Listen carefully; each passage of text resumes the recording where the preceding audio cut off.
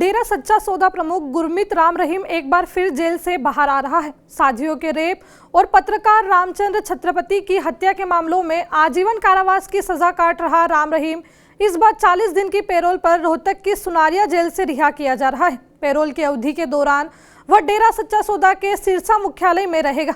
4 जनवरी दोपहर करीब 12 बजे उसे जेल से बाहर लाए जाने की तैयारी है। राम रहीम अगस्त 2017 में रेप केस में दोषी ठहराए जाने के बाद अब तक 15वीं बार जेल से बाहर आ रहा है। इससे पहले भी वह कई बार अलग अलग अवधि की पैरोल और फरलों पर रिहा हो चुका है। कभी चुनावों से ठीक पहले तो कभी जन्मदिन या अन्य किसी निजी कारणों के नाम पर उसकी रिहाई ने बार बार विवाद खड़ा किया है। पंचकुला की विशेष सीबीआई अदालत ने 2017 में राम रहीम को 2 साथियों के साथ रेप के मामलों में दोषी ठहराते हुए 20 साल की सजा सुनाई थी। इसके अलावा पत्रकार रामचंद्र छत्रपति हत्याकांड में भी उसे आजीवन कारावास मिला है। सजा के बाद उसके समर्थकों ने पंचकुला और सिरसा में हिंसक उपद्रव किया था, जिसमें 40 से ज्यादा लोगों की जान गई थी और भारी सरकारी संपत्ति को नुकसान पहुंचा था। पैरोल के दौरान राम रहीम को सार्वजनिक कार्यक्रम करने या अनुयायियों की भीड़ जुटाने की अनुमति नहीं है, लेकिन वह वर्चुअल माध्यम से अपने फॉलोअर्स को संदेश दे सकता है। हर बार की तरह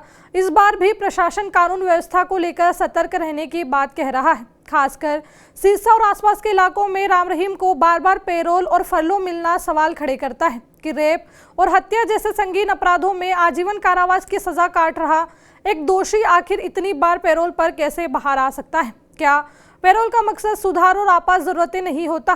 फिर बार बार और लंबी अवधि की रिहाई किस नीति और किस जवाबदेही के तहत दी जा रही है? अब आम कैदियों को सालों तक पैरोल का इंतजार करना पड़ता है। तब राम रहीम जैसे प्रभावशाली दोषी के लिए सिस्टम इतना उदार क्यों नजर आता है? यह सवाल न सिर्फ प्रशासन से बल्कि पूरी न्याय प्रणाली से है।